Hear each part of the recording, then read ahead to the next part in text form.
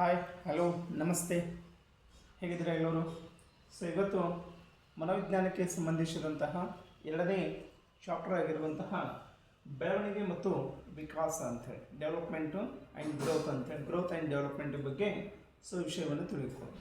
So first ಬೆಳವಣಿಗೆ ಮತ್ತು ವಿಕಾಸವನ್ನು ನಾವು ಎರಡೂ ಪದಗಳಲ್ಲಿ ಒಂದೇ ಅರ್ಥವನ್ನು ಬಳಸ್ತೀವಿ. ಸಾಮಾನ್ಯವಾಗಿ ಬಳಸುವಂಥದ್ದು ಅಂದರೆ ಬೆಳವಣಿಗೆ ಮತ್ತು ವಿಕಾಸ ಒಂದೇ ಶಬ್ದದಲ್ಲಿ ಬಳಕೆ ಮಾಡ್ತೀವಿ. ಆದರೂ ಕೂಡ ಏನಾಗಿದೆ ಅಂದರೆ ಎರಡು ಪದಗಳಲ್ಲಿ ಸಾಕಷ್ಟು ರೀತಿಯಾದಂತಹ ವ್ಯತ್ಯಾಸವನ್ನು ನಾವು ಗಮನಿಸ್ತೀವಿ.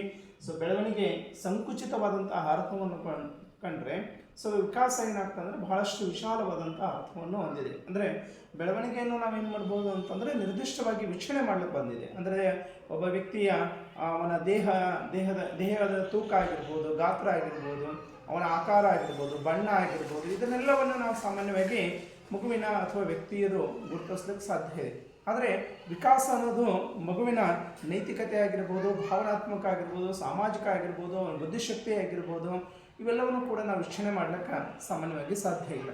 ಆದರೂ ಕೂಡ ಹಲವಾರು ಅಂಶಗಳ ಆಧಾರದಲ್ಲಿ ಏನಾಗ್ತದೆ ಅಂದರೆ ಬೆಳವಣಿಗೆ ಮತ್ತು ವಿಕಾಸದ ವ್ಯತ್ಯಾಸವನ್ನು ನೋಡೋಣ. ಏನಿದೆ ವ್ಯತ್ಯಾಸ ಅಂಥೇಳಿ. ಸೊ ಇಲ್ಲಿ ಒಂದನೇ ಪಾಯಿಂಟ್ಸ್ ಏನು ಅಂತಂದರೆ, ಇದು ಜೈವಿಕ ಪರಿಕಲ್ಪನೆ ಅಂತ ಕರಿತೀವಿ. ಯಾವುದ್ರಿ? ಬೆಳವಣಿಗೆ ಜೈವಿಕ ಪರಿಕಲ್ಪನೆ, ಅಂದರೆ ಜೀವಿ ಉತ್ಪತ್ತಿ ಅಂತ ಕರಿತೀವಿ. ಯಾವಾಗಲಿಂದ ಬೆಳವಣಿಗೆ ಆಯಿತು? ಸೊ ತಾಯಿಯ ಗರ್ಭದಿಂದಲೂ ಕೂಡ ಏನಾಗ್ತಂದ್ರೆ ಮಗುವಿನ ಬೆಳವಣಿಗೆ ಏನಾಗ್ತದೆ ನಿರಂತರತೆ, ಅಂದರೆ ಜೀವಿಯ ಬೆಳವಣಿಗೆ ಅಂತ ಕರಿತೀವಿ. ಯಾಕಂದರೆ ಜೀವಿ ಉತ್ಪತ್ತಿ ಅಂತ ಹೇಳಿ ಇದು ಮನೋವೈಜ್ಞಾನಿಕವಾದಂತಹ ಪರಿಕಲ್ಪನೆ ಆಗಿದೆ. ಇದು ಮನಸ್ಸಿನ ಅಂತ ಕರಿತೀವಿ. ಮನೋವೈಜ್ಞಾನಿಕ, ಇದು ಜೈವಿಕ, ಸೊ ಇದು ಮನೋವೈಜ್ಞಾನಿಕ ಪರಿಕಲ್ಪನೆಯಾಗಿದೆ ಅಂತ. ಇನ್ನು ಎರಡನೇದು ಜೀವಕೋಶಗಳ ಉತ್ಪತ್ತಿಯಿಂದ, ಅಂದರೆ ಬೆಳವಣಿಗೆಯಿಂದ, ವೃದ್ಧಿಯಿಂದ ಬೆಳವಣಿಗೆ ಉಂಟಾಗುತ್ತದೆ. ಯಾವುದರಿಂದ ಬೆಳವಣಿಗೆ ಆಗ್ತೈತ್ರಿ? ಜೀವಕೋಶಗಳ, ಅಂದರೆ ತಾಯಿಯ ಗರ್ಭದಲ್ಲಿರುವಂತಹ ಪಿಂಡಾಣು ಅಂತ ಏನು ಕರಿತೀವಿ, ಅಂಡಾಣು ಅಂತ ಏನು ಕರಿತೀವಲ್ಲ, ಸೊ ಅದರ ಜೀವಕೋಶಗಳ ವೃದ್ಧಿಯಿಂದ, ಹೆಚ್ಚುವರಿಯಿಂದ ಏನಾಗ್ತದೆ ಅಂದರೆ ಬೆಳವಣಿಗೆ ಉಂಟಾಗುತ್ತದೆ. ಆದರೆ ಇದು ವಿಕಾಸ ಏನಾಗ್ತಂದರೆ ಅನುಭವ ಮತ್ತು ಕಲಿಕೆಯಿಂದ ಉಂಟಾಗುತ್ತೆ. ಯಾವುದರಿಂದಲೇ?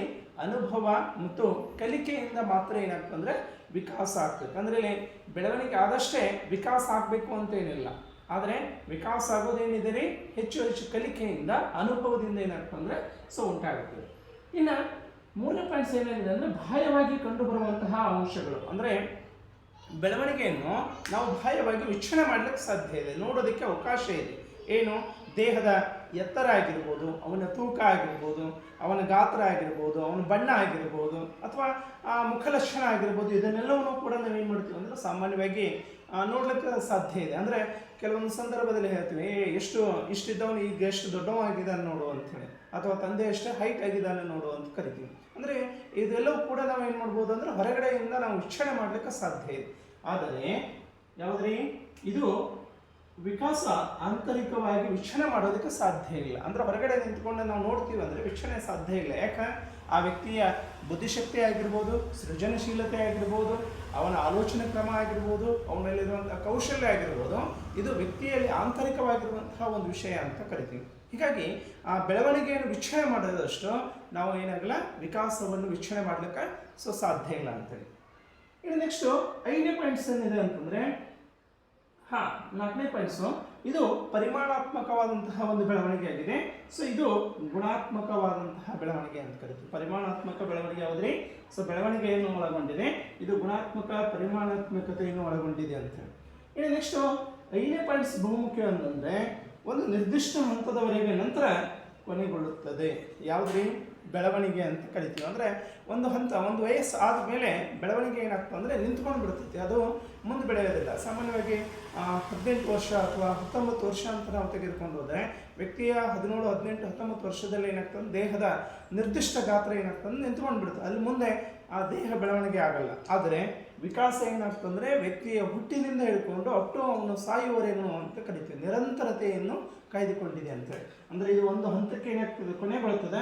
ಬಟ್ ಕೊನೆಗೊಂಡ ಮೇಲೆ ಏನಾಗ್ತಂದ್ರೆ ಮುಂದೆ ಹುಟ್ಟಿನಿಂದಲೂ ಕೂಡ ಕಂಟಿನ್ಯೂಸ್ ಆಗಿ, ಅಂದರೆ ಸಾಯುವವರೆಗೂ ಕೂಡ ಏನಾಗ್ತಂದ್ರೆ ಇದು ಅಂತ್ಯವಾಗ್ತದೆ. ಸಾವಿನಲ್ಲಿ ಮಾತ್ರ ಇದು ಅಂತ್ಯ ಆಗುತ್ತದೆ. ಇನ್ನು ವಿಕಾಸದ ಒಂದು ಭಾಗ ಯಾವುದು ಅಂತಂದರೆ ಬೆಳವಣಿಗೆ ಅಂತೇಳಿ. ವಿಕಾಸದ ಒಂದು ಭಾಗ ಬೆಳವಣಿಗೆ. ಬಟ್ ಇದು ಬೆಳವಣಿಗೆಯನ್ನು ಒಳಗೊಂಡಂಥದ್ದು ಯಾವುದ್ರಿ? ದೈಹಿಕ ಆಗಿರ್ಬೋದು, ಮಾನಸಿಕ ಆಗಿರ್ಬೋದು ಮತ್ತು ಭಾವನಾತ್ಮಕ ನೈತಿಕ ಅಂಶಗಳನ್ನು ಒಳಗೊಂಡಿದೆ. ಯಾವುದ್ರಿ? ಸೊ ಬೆಳವಣಿಗೆಯನ್ನು ಒಳಗೊಂಡಂತೆ ದೈಹಿಕ, ಮಾನಸಿಕ, ಭಾವನಾತ್ಮಕ ಮತ್ತು ನೈತಿಕ ಅಂಶಗಳನ್ನು ಕೂಡ ಇದೇನಾಗಿದೆ, ಸೊ ಒಳಗೊಂಡಿದೆ ಅಂತ. ನಂತರ 7ನೇ ಪಾಯಿಂಟ್ಸ್ ಅನ್ನು ನಾವು ತೆಗೆದುಕೊಂಡು ಹೋದರೆ ಇದರ ವ್ಯಾಪ್ತಿ ಸೀಮಿತ ಅಂತ ಕರಿತೀವಿ, ಅಂದರೆ ಸಂಕುಚಿತ ಅಂತ ಕರಿತೀವಿ, ಅಂದರೆ ನಿರ್ದಿಷ್ಟತೆ ಇದೆ ಅಂತ ಹೇಳಿ.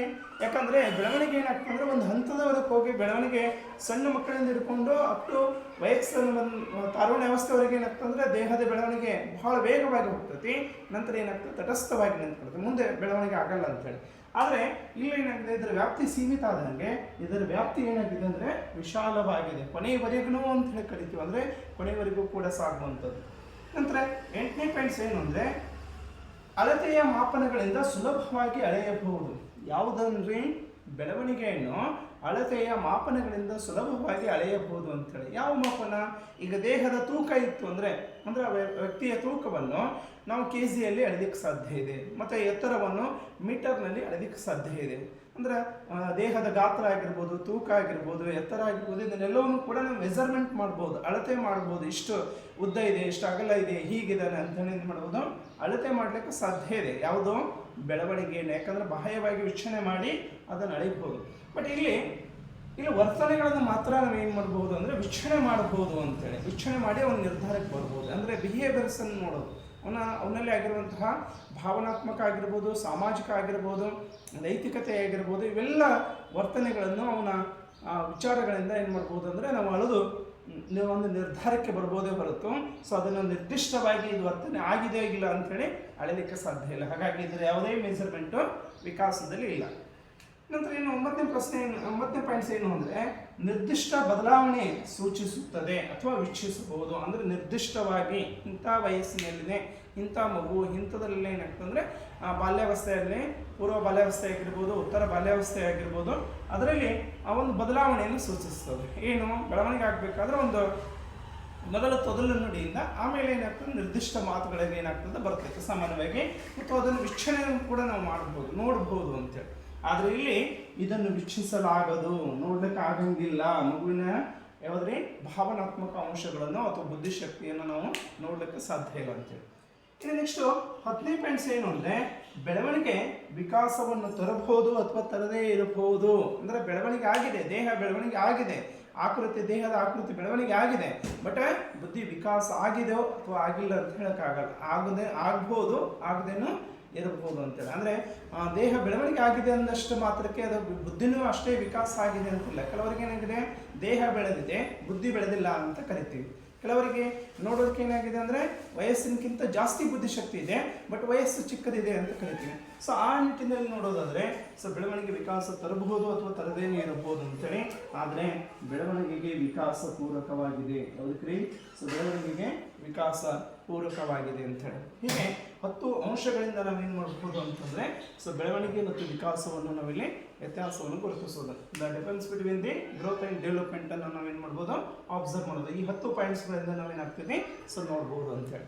ಇನ್ನು ನೆಕ್ಸ್ಟು ಪ್ರಿನ್ಸಿಪಲ್ಸ್ ಅಂತ ಕರಿತೀವಿ, ಪ್ರಿನ್ಸಿಪಲ್ಸ್ ಆಫ್ ದಿ ಡೆವಲಪ್ಮೆಂಟ್ ಅಂತ ಕರಿತೀವಿ. ಅಂದರೆ ಬೆಳವಣಿಗೆ ಮತ್ತು ವಿಕಾಸದ ಕೆಲವೊಂದು ಸಾಮಾನ್ಯ ತತ್ವಗಳಿದ್ದಾವೆ. ಯಾವ್ಯಾವ ತತ್ವಗಳದ ಅಂಥೇಳಿ ಸೊ ನೋಡೋಣ.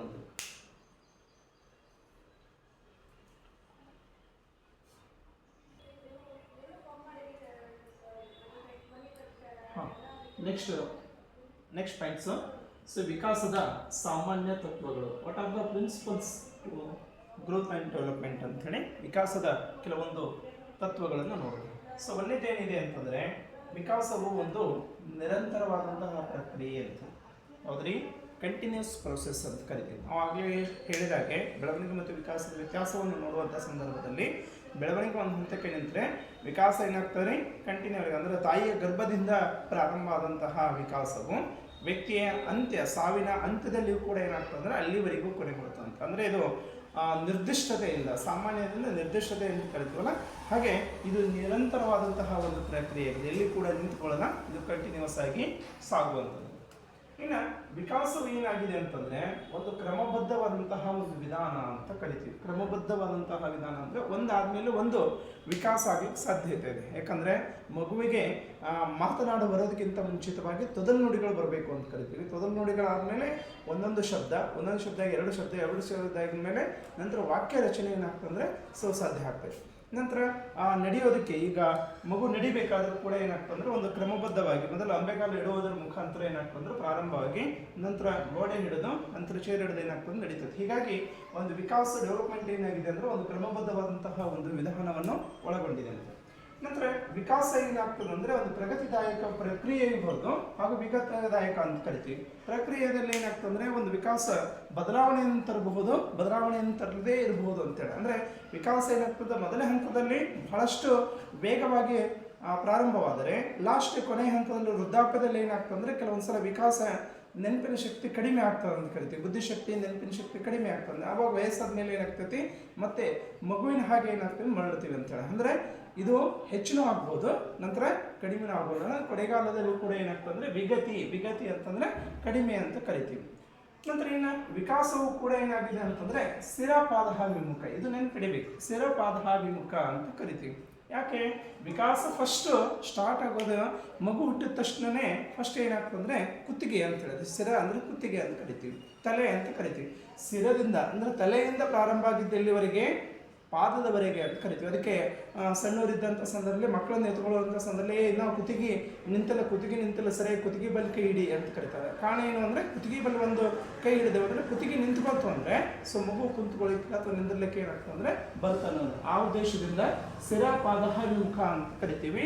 ನಂತರ ನಿರ್ದಿಷ್ಟ ಕೇಂದ್ರದಿಂದ ಪರದಿ ಕಡೆಗೆ ಏನಾಗ್ತದೆ ಅಂದರೆ ಸಾಗುತ್ತದೆ ಅಂತೇಳಿ. ಇನ್ನು ನೆಕ್ಸ್ಟ್ ವಿಕಾಸವು ವಿವಿಧ ಅಂಶಗಳ ಒಂದಕ್ಕೊಂದು ಏನಾದಂಥ ಸಂಬಂಧವನ್ನು ಹೊಂದಿದೆ. ಒಂದರ ಸಂಬಂಧ ಇನ್ನೊಂದಕ್ಕೆ ಅಂತೇಳಿ. ಅಂದರೆ ಮಗುವಿನಲ್ಲಿ ಆಗಿರುವಂತಹ ದೈಹಿಕ ಬದಲಾವಣೆಗಳು ಅದಕ್ಕೆ ಸಾಮಾಜಿಕ ಬದಲಾವಣೆಗಳಿಂದ ಪೂರಕ ಆಗಿದೆ ಅಂತೇಳಿ. ಯಾವಾಗ ಸಾಮಾಜಿಕ ಬದಲಾವಣೆಗಳು ಏನಾಗ್ತವೆ ನೈತಿಕತೆಗೆ ಏನಾಗ್ತವೆ ಅಂದರೆ ಪೂರಕ ಆಗ್ತವೆ. ಅಂದರೆ ಇಲ್ಲಿ ಒಂದು ವಿದ್ಯಾರ್ಥಿಯಲ್ಲಿ ಆಗಿರುವಂತಹ ಅಥವಾ ಮಗುವಿನಲ್ಲಿ ಆಗಿರುವಂತಹ ಬದಲಾವಣೆಗಳು ಇನ್ನೊಂದು ಬದಲಾವಣೆಗಳು ಏನಾಗ್ತವೆ ಅಂದರೆ ಪರಸ್ಪರ ಪೂರಕವಾಗಿರುತ್ತೆ. ಈಗ ಮಗುವಿನಲ್ಲಿ ಮಾತಿನ ಶಬ್ದ ಸಂಪತ್ತು ಜಾಸ್ತಿ ಆದಂತೆ ಅವ ಮಾತನಾಡೋದಕ್ಕೆ ಏನಾಗ್ತದೆ ನಿರರ್ಗಳವಾಗಿ ತಪ್ಪಿಲ್ಲದಂತೆ ಎಲ್ಲ ಕಡೆ ಮಾತನಾಡೋಕ್ಕೆ ಸಾಧ್ಯತೆ ಇದೆ ಅಂತೇಳಿ. ಹಾಗಾಗಿ ಒಂದು ಅಂಶ ಅಂದರೆ ಮಗುವಿನಲ್ಲಿರುವಂತಹ ಒಂದು ಅಂಶ ಇನ್ನೊಂದು ಅಂಶಕ್ಕೆ ಅಂದರೆ ಒಂದು ವಿಕಾಸ ಇನ್ನೊಂದು ಅಂಶಕ್ಕೆ ಏನಾಗ್ತದೆ ಅಂದರೆ ಒಂದಕ್ಕೊಂದು ಸಂಬಂಧ ಇದೆ ಅಂತ ಕರಿತೀವಿ. ನಂತರ ವಿಕಾಸ ಸಂಕುಚಿತ ಅಲ್ಲ ಸಂಚಿತವಾದುದು ಅಂತ ಕರಿತೀವಿ. ಏನು ಅಂತಂದರೆ ಒಂದು ಹಂತದ ಬದಲಾವಣೆಗಳು ಇನ್ನೊಂದು ಹಂತದ ವಿಕಾಸಕ್ಕೆ ಏನಾಗ್ತದೆ ಅಂದರೆ ಪೂರಕವಾಗಿರ್ತದೆ. ಅಂದರೆ ಈಗ ಸಣ್ಣ ವಯಸ್ಸಿನಲ್ಲಿ ಮಗುವಿಗೆ ಏನಾಗ್ತದೆ ಯಾವುದೇ ಒಂದು ವಸ್ತುಗಳನ್ನು ಹಿಡಿಬೇಕಾದಂಥ ಸಂದರ್ಭದಲ್ಲಿ ಫಸ್ಟು ಎರಡು ಕೈಗಳನ್ನು ಏನು ಮಾಡ್ತಂದ್ರೆ ಉಪಯೋಗಿಸ್ತದೆ. ಎರಡು ಕೈಗಳಿಗೆ ಮುಂದೆ ಏನಾಗ್ತದೆ ಒಂದು ಹಂತ ದಾಟದ ಮೇಲೆ ಮಗು ಒಂದು ಕೈಯನ್ನು ಏನು ಮಾಡ್ತೈತಿ ಹಿಡಿಯೋದಕ್ಕೆ ಉಪಯೋಗ ಮಾಡ್ತದೆ. ಅಂದರೆ ಬರವಣಿಗೆ ಆಗಿರ್ಬೋದು, ಶಬ್ದಗಳನ್ನು ಹೇಳೋದಾಗಿರ್ಬೋದು, ವಸ್ತುಗಳನ್ನು ಗುರುತಿಸೋದಾಗಿರ್ಬೋದು, ಹೀಗೆ ಒಂದರಿಂದ ಏನಾಗ್ತದೆ ಅಂದರೆ ಫಸ್ಟ್ ಎರಡನ್ನೂ ತನ್ನ ದೇಹದಲ್ಲಿರುವಂಥ ಎಲ್ಲನೂ ಬಳಕೆ ಮಾಡಿಕೊಂಡು ನಂತರ ನಿರ್ದಿಷ್ಟತೆಗೆ ಏನಾಗ್ತಂದ್ರೆ ಸಾಗ್ತದೆ. ಹೀಗಾಗಿ ಒಂದು ಹಂತದ ಬದಲಾವಣೆ ಇನ್ನೊಂದು ಹಂತಕ್ಕೆ ಏನಾಗ್ತಂದ್ರೆ ಪೂರಕ ಆಗಿರುತ್ತೆ.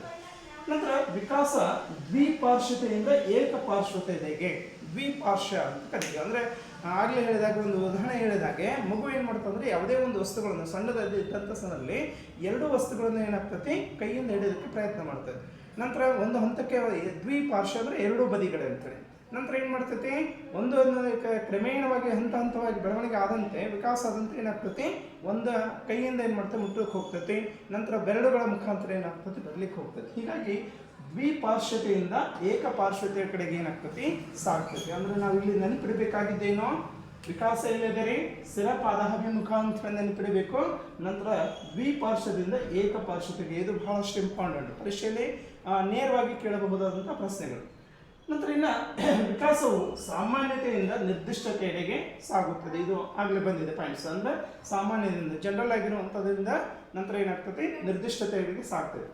ನಂತರ ಬೆಳವಣಿಗೆ ಮತ್ತು ವಿಕಾಸವು ಅನುವಂಶತೆ ಮತ್ತು ಪರಿಸರದ ಇವೆಲ್ಲರ ಮಿಶ್ರಣವಾಗಿದೆ ಅಂತೇಳಿ. ಹೌದು, ಬೆಳವಣಿಗೆ ಮತ್ತು ವಿಕಾಸ ವ್ಯಕ್ತಿಯ ವ್ಯಕ್ತಿತ್ವದಲ್ಲಿ ಅನುವಂಶತೆ ಅಂತಂದರೆ ತಂದೆ ತಾಯಿಗಳಿಂದ ವಂಶ ಪರಂಪರವಾಗಿ ತಮ್ಮ ಮಕ್ಕಳಿಗೆ ಗುಣಗಳ ಮುಖಾಂತರ ಹರಿದು ಬರುವಂಥ ವಂಶವಾಹಿನಿಗಳನ್ನು ನಾವೇನಂತ ಕರಿತೀವಿ, ಅನುವಂಶತೆ ಅಂತ ಕರಿತೀವಿ. ಹಾಗೆ ಅನುವಂಶತೆಯಿಂದ ಏನಾಗ್ತದೆ ಅಂದರೆ ಮಗುವಿಗೆ ಬಣ್ಣ ಆಗಿರ್ಬೋದು, ಆಕಾರ ಆಗಿರ್ಬೋದು, ತೂಕ ಆಗಿರ್ಬೋದು, ಅಥವಾ ದೇಹದ ಅಂಗಾಂಗಗಳಾಗಿರ್ಬೋದು, ಇವೆಲ್ಲವೂ ಕೂಡ ಲಕ್ಷಣಗಳು ಮಗುವಿಗೆ ಹರಿದು ಬಂದರೆ ಅದ ನಂತರ ಪರಿಸರ, ಯಾವ ಪರಿಸರದಲ್ಲಿ ಮಗು ಬೆಳೀತದ ಅವೆಲ್ಲರ ಅನ್ಯೋನ್ಯ ಕ್ರಿಯೆಯಿಂದ ಏನಾಗ್ತದೆ ಅಂದರೆ ಮಗುವಿನ ವ್ಯಕ್ತಿತ್ವ ನಿರ್ಮಾಣ ಆಗಲಿಕ್ಕೆ ಸಾಧ್ಯತೆ ಇದೆ. ಹೀಗಾಗಿ ಜೈವಿಕ ವಿಕಾಸ, ಬೆಳವಣಿಗೆ ಮತ್ತು ವಿಕಾಸ ಏನಂತ ಕರಿತೀವಿ, ಅನುವಂಶತೆ ಮತ್ತು ಪರಿಸರದ ಒಟ್ಟು ಮೊತ್ತ ಅಂತ ಕರಿತೀವಿ, ಎರಡರ ಮೊತ್ತದಲ್ಲಿ ಅಂತ ಕರಿತೀವಿ. ನಂತರ ಇನ್ನೊಂದು ಪಾಯಿಂಟ್ಸ್ ಏನು ಅಂತಂದರೆ, ವಿಕಾಸದ ವೇಗ ಏಕರೂಪವಾಗಿಲ್ಲ ಅಂತ ಹೇಳಿ ನೆನ್ಪಿಡಬೇಕು. ಎಲ್ಲರಲ್ಲಿ ಕೂಡ ಒಂದೇ ರೀತಿಯಾದಂತಹ ವಿಕಾಸ ಆಗ್ತದೆ ಅಂತ ಹೇಳೋಕ್ಕಾಗಂಗಿಲ್ಲ. ಯಾಕಂದರೆ ಅವರ ವಯಸ್ಸು ಒಂದೇ ಇರ್ಬೋದು, ಒಂದೇ ರೀತಿಯಾದಂತಹ ಶಾಲಾ ಕಾಲೇಜಿನ ಒಂದೇ ತರಗತಿಯಲ್ಲಿ ಇರ್ಬೋದು, ಬಟ್ ಅವರೆಲ್ಲರ ವೇಗ ಅಂದರೆ ಅವರಲ್ಲಿ ಬುದ್ಧಿ ಶಕ್ತಿ ಆಗಿರ್ಬೋದು, ವಿಚಾರ ಮಾಡುವಂಥ ಸಾಮರ್ಥ್ಯ ಆಗಿರ್ಬೋದು, ಆಲೋಚಿಸುವಂಥ ಕ್ರಮ ಆಗಿರ್ಬೋದು, ಕೌಶಲ್ಯಗಳು ಆಗಿರ್ಬೋದು, ಇವೆಲ್ಲವೂ ಕೂಡ ಏನಾಗ್ತದೆ ಅನುಭವ ಮತ್ತು ಕಲಿಕೆಯಿಂದ ಬದಲಾವಣೆ ಆಗಿರ್ತದೆ. ಹಾಗಾಗಿ ಇಲ್ಲೇನಾಗ್ತದೆ ಅಂದರೆ ಏಕರೂಪ, ಎಲ್ಲರಲ್ಲಿಯೂ ಒಂದೇ ರೀತಿಯಾಗಿರುವಂತಹ ಕಲಿಕೆ ಆಗಲಿಕ್ಕೆ ಸಾಧ್ಯ ಇಲ್ಲ. ಹಾಗಾಗಿ ವಿಕಾಸವೂ ಕೂಡ ಏಕರೂಪವಾಗಿ ಒಂದೇ ಥರ ಎಲ್ಲರಲ್ಲಿಯೂ ಕೂಡ ಒಂದೇ ಥರ ಆಗ್ತಂತೇಳಿ ಹೇಳೋದಕ್ಕಾಗಂಗಿಲ್ಲ. ಇನ್ನು ವಿಕಾಸ ಇದು ಕೂಡ ವೈಯಕ್ತಿಕವಾಗಿದೆ. ಇದು ನೆನಪಿಡಬೇಕು. ಯಾಕಂದರೆ ಪ್ರತಿಯೊಬ್ಬರಲ್ಲಿಯೂ ಕೂಡ ಏನಾಗಿದೆ ಅಂದರೆ ಇದು ವೈಯಕ್ತಿಕ ಭಿನ್ನತೆಯನ್ನು ಅನುಸರಿಸುತ್ತದೆ. ಯಾವುದ್ರಿ, ವ್ಯಕ್ತಿತ್ವ ಹೇಗೆ ವೈಯಕ್ತಿಕತೆ ಇದೆಯೋ ಹಾಗೆ ವಿಕಾಸವೂ ಕೂಡ ಏನಾಗಿದೆ ಒಂದು ವೈಯಕ್ತಿಕ ಪ್ರಕ್ರಿಯೆ ಅಂತ ಕರಿತೀವಿ. ಯಾಕಂದರೆ ಇದು ಇಂಡಿವಿಜುವಲ್, ಒಬ್ಬರಲ್ಲಿ ಆಗ್ಬೋದು, ಒಬ್ಬರಲ್ಲಿ ಆಗದೇನೆ ಇರ್ಬೋದು, ಒಬ್ಬರಲ್ಲಿ ಬೆಳವಣಿಗೆ ಆಗ್ಬೋದು, ಇನ್ನೊಬ್ಬರಲ್ಲಿ ಬೆಳವಣಿಗೆ ಆಗದೇನೆ ಇರ್ಬೋದು, ಒಬ್ಬರಲ್ಲಿ ಬುದ್ಧಿಶಕ್ತಿ ಹೆಚ್ಚಿರ್ಬೋದು, ಒಬ್ಬರಲ್ಲಿ ಬುದ್ಧಿಶಕ್ತಿ ಅಥವಾ ಆಲೋಚನೆ ಮಾಡುವಂಥ ಕ್ರಮ ಅಥವಾ ಕೌಶಲ್ಯಗಳು ಕಡಿಮೆ ಇರ್ಬೋದು. ಹೀಗಾಗಿ ಇದು ನಾವು ಯಾವಾಗಲೂ ಕೂಡ ನೆನಪಿಡಬೇಕೇನು ಅಂದರೆ ವಿಕಾಸವು ಕೂಡ ವೈಯಕ್ತಿಕ ಭಿನ್ನತೆಯನ್ನು ಆಧರಿಸಿದೆ. ಇನ್ನು ವಿಕಾಸವು ಕೆಲವೊಂದು ಏನಾಗಿರ್ಬೋದು ಅಂದರೆ ಊಹಿಸಬಹುದಾಗಿದ್ವು ಅಂತ ಅಂತಾರೆ. ಊಹಿಸಬಹುದಾಗಿದ್ದು ಅಂದರೆ ಮಾತನಾಡುವಂಥ ಕೌಶಲ್ಯ ಆಗಿರ್ಬೋದು, ಬರವಣಿಗೆ ಆಗಿರ್ಬೋದು, ಅವನ ಹಾಡು ಆಗಿರ್ಬೋದು, ಅವನಲ್ಲಿ ಏನು ಬದಲಾವಣೆ ಆಗಿದೆ, ಮುಂದೆ ಏನು ಆಗ್ಬೋದು ಅಂತೇಳಿ ಏನು ಮಾಡ್ಬೋದು ಅಂದರೆ ಇಮ್ಯಾಜಿನೇಷನ್ ಮಾಡ್ಬೋದು ಅಂತೇಳಿ. ಹಾಗಾಗಿ ಇದನ್ನು ಊಹಿಕೆ ಮಾಡೋದಕ್ಕೂ ಕೂಡ ಬರ್ತಾನೋ ಉದ್ದೇಶದಿಂದ ವಿಕಾಸವು ಊಹಿಸಬಹುದಾಗಿದೆ, ನೋಡಬಹುದಾಗಿದೆ, ವೀಕ್ಷಣೆ ಮಾಡಬಹುದಾಗಿದೆ, ಅಥವಾ ಮುಂದೆ ಭವಿಷ್ಯದಲ್ಲಿ ಏನಾಗಬಹುದು ಅಂಥೇಳಿ ಹೇಳಬಹುದಾಗಿದೆ ಅಂತೇಳಿ. ಹೀಗಾಗಿ ಇವಿಷ್ಟು ಪಾಯಿಂಟ್ಸನ್ನು ನೋಡಿದಾಗ ನಾವು ವಿಕಾಸದ ಮೂಲ ತತ್ವಗಳು ಅಂತ ಕರಿತೀವಿ. ಈ ವಿಕಾಸದ ಮೂಲ ತತ್ವಗಳಲ್ಲಿ ನೇರವಾದಂತಹ ಒಂದು ಪ್ರಶ್ನೆ ಏನಾಗ್ತಂದರೆ ಕೊಟ್ಟಿರುತ್ತೆ. ಅಂದರೆ ಇಲ್ಲಿ ವಿಕಾಸವು ಫಸ್ಟ್ ನೆನಪಿಡಬೇಕಾಗಿದ್ದ ಸ್ಥಿರಪಾದಾತ್ಮಕ ಅಂತೇಳಿ, ನಂತರ ದ್ವಿಪಾರ್ಶ್ವದಿಂದ ಏಕಪಾರ್ಶ್ವತೆಗೆ ಸಾಗೋದು, ವಿಕಾಸದ ವೇಗ ಒಂದೇ ರೀತಿ ಆಗಿರುವುದಿಲ್ಲ, ನಂತರ ವಿಕಾಸವು ವೈಯಕ್ತಿಕ ಭಿನ್ನತೆಯಾಗಿದೆ, ಮತ್ತು ಇನ್ನೊಂದು ಸಾಮಾನ್ಯತೆಯನ್ನು ನಿರ್ದಿಷ್ಟತೆಗೆ ಸಾಗ್ತತಿ. ಹಾಗೆ ಬೆಳವಣಿಗೆ ಮತ್ತು ವಿಕಾಸ ಏನಾಗಿದ್ದರೆ ಅನುವಂಶತೆ ಮತ್ತು ಪರಿಸರದ ಒಟ್ಟು ಮೊತ್ತವಾಗಿದೆ ಅಂತ ಕರಿತೀವಿ. ಅನುವಂಶತೆ ಮತ್ತು ಪರಿಸರದ ಇವೆರಡು ಒಟ್ಟು ಮೊತ್ತಗಳ ಸಮ್ಮಿಶ್ರ ಏನಾಗ್ತಂದ್ರೆ ಬೆಳವಣಿಗೆ ಮತ್ತು ವಿಕಾಸ ಅಂತ ಕರಿತೀವಿ. ನಂತರ ನೆನಪಿಡಬೇಕಾಗಿದ್ದೇನು, ವಿಕಾಸ ನಿರಂತರವಾಗಿದೆ, ನಂತರ ಒಂದು ಕ್ರಮಬದ್ಧವಾದಂಥ ವಿಧಾನ, ಇದು ಪ್ರಗತಿದಾಯಕನಾಗ್ಬೋದು, ಪ್ರಗತಿದಾಯಕವಾಗದೇ ಇರಬಹುದು ಅಂತ ಎರಡೂ ರೀತಿಯಾದಂತಹ ಏನಿದೆ ಏನಾಗ್ತದೆ ಇರ್ತದೆ. ಹೀಗಾಗಿ ವಿಕಾಸದ ಸಾಮಾನ್ಯ ತತ್ವಗಳನ್ನು ನೋಡಿದೆವು. ನಂತರ ನಾಳೆ ದಿವಸ ಏನು ಮಾಡೋಣ ಅಂದರೆ ಇದರ ಮುಂದುವರಿದ ಭಾಗವಾಗಿ, ಅಂದರೆ ಇಲ್ಲಿ ಮಗುವಿನ ಬಾಲ್ಯಾವಸ್ಥೆ ಆಗಿರ್ಬೋದು, ಕಿಶೋರಾವಸ್ಥೆ ಆಗಿರ್ಬೋದು, ತಾರುಣ್ಯಾವಸ್ಥೆ ಆಗಿರ್ಬೋದು, ಸೊ ಅದರ ಲಕ್ಷಣಗಳು ದೈಹಿಕ ಆಗಿರ್ಬೋದು, ಸಾಮಾಜಿಕ ಆಗಿರ್ಬೋದು, ಭಾವನಾತ್ಮಕವಾಗಿ ಏನೇನು ಬದಲಾವಣೆಗಳಾಗ್ತೈತಿ, ಮಗುವಿನಲ್ಲಿ ಯಾವ ರೀತಿಯಾದಂಥ ಲಕ್ಷಣಗಳಿದಾವೆ ಅಂತ ಏನು ಮಾಡೋಣ, ಸೊ ಮುಂದಿನ ತರಗತಿಯಲ್ಲಿ ಏನು ಮಾಡೋಣ, ಸೊ ನೋಡ್ಬೋದು.